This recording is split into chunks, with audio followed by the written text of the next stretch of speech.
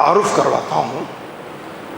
اللہ کی صفات میں سے ایک صفت ہے اللطیف۔ یہ صفت قرآن میں صرف 8 مرتبہ آئی، لیکن اس کے معنی پر غور کریں گے تو رونگٹے کھڑے ہوتے ہیں۔ ہم نے وَهُوَ اللطیف الخبیر، ان اللہ لطیف خبیر واللہ بعبادہ لطیف خبیر پڑھتے ہیں، رونگٹے کھڑے نہیں ہوتے، آنکھوں میں آنسو نہیں آتے۔ کیوں؟ اگر ہم نے ترجمہ پڑھ بھی لیا تو ہم کہتے ہیں بڑا باریک بین ہے، پھر گزر جاتے ہیں۔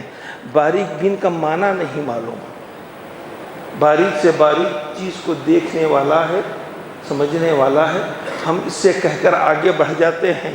نہ پڑھانے والے کے اندر وہ خوف و خشوع پیدا ہوتا ہے، نہ پڑھنے والے کے اندر وہ احساس ہوتا ہے۔ کیا کہا؟ ایک بار میں سفر کر رہا تھا جدہ سے مکے کا، کار ہماری 160 کلومیٹر کی رفتار سے جا رہی تھی، ڈرائیور گانے گا رہا تھا، ہم احرام کی حالت میں تلبیہ بلند کر رہے تھے۔ ہم نے اس کو کہا کہ بھائی اللہ کے لیے بند کرو، ہم تلبیہ بلند کر رہے ہیں، احرام کو جا رہے ہیں۔ کہا تم اپنا کام کرو، میں اپنا کام کرتا ہوں۔ اسی درمیان میں وہ ہماری بات نہیں سنا، وہ اپنے گانے لگا کے مست ہے، ہم گاڑی بیٹھے ہوئے تلبیہ بلند کر رہے ہیں۔ تھوڑی دور گئے، ایک اور گاڑی کو اوورٹیک کی، تھوڑی دور جانے کے بعد اس کا ایکسیڈنٹ ہو گیا، بہت بری طریقے سے پھٹ گیا۔ تو وہ جو ڈرائیور بدو تھا، عرب تھا، اس نے مائک ریڈیو بند کر دیا، 40 سال سے پہلے کی بات ہے۔ تو اس نے فوراً کہا یا لطیف، چیخ دیا دھکرا، اور اس کے بعد یا لطیف یا لطیف یا لطیف، وہ اسٹیئرنگ پہ مارتے جا رہا تھا اور بولتے جا رہا تھا، اور اس کی آنکھوں سے آنسو جاری تھے۔ میں مدینے میں پڑھ رہا تھا، جب گاڑی منزل پر پہنچی تو 1-2 منٹ کے لیے میں نے اس سے رکا، پوچھا کہ بھائی تم اس سے پہلے کس کیفیت میں تھے، بعد میں تمہاری کیفیت بدل گئی اس ایکسیڈنٹ کو دیکھنے کے بعد، اور تم اللہ کی ساری صفات کو چھوڑ کر یا لطیف کیوں کہا؟ یا ستار کہہ سکتے تھے، یا رحمان کہہ سکتے تھے، یا کریم کہہ سکتے تھے۔ عرب بڑے لفظوں کا استعمال سوچ سمجھ کر کرتے ہیں۔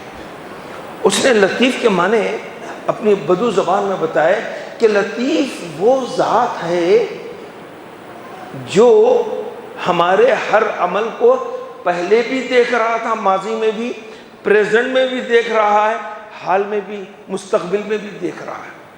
پاسٹ، پریزنٹ، فیوچر پر اس کی نظر ہے پوری باریک بینی سے، جب ہم پیدا ہوئے اس وقت سے مرنے تک کے ہر حالات اس کے سامنے ہیں، اور ان حالات میں ہر مرحلے میں وہ ہماری مدد بھی کر رہا ہے اور ہمیں کانو کان خبر نہیں۔ تو یہ ڈیفینیشن اس نے بتایا، تو میں عربی کی کتابوں میں، تفسیروں میں، لغت میں ڈھونڈا تو قرآن میں یہ لفظ 8-9 مرتبہ آیا ہے۔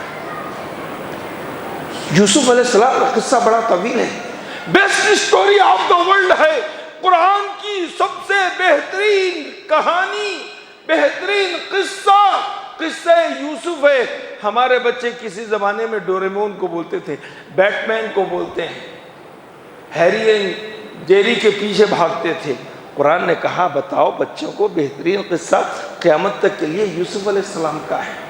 اس پورے قصے کو ذہن میں رکھیے، کتنے اتار چڑھاؤ ان کی زندگی میں آئے، کنویں میں پھینکے گئے، بازار میں بیچے گئے، جیل میں ڈالے گئے، مختلف آزمائشوں سے نکلے۔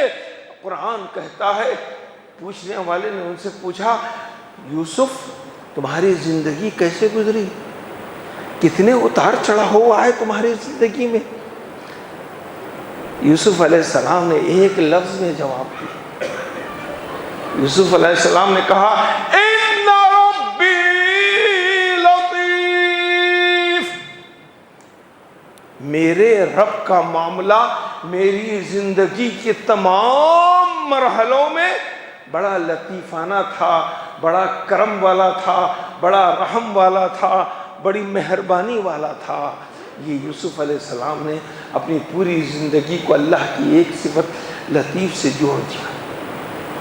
جب قرآن پڑھتے ہیں تو یہ نبی ہے اس لیے ان کے ساتھ معاملہ ہے، ایسا نہیں ہے، یہ معاملہ ہر بندے کے ساتھ ہے۔ قرآن کہتا ہے واللہ لطیف بعبادہ، اللہ کے تمام بندوں کے ساتھ یہ معاملہ ہے۔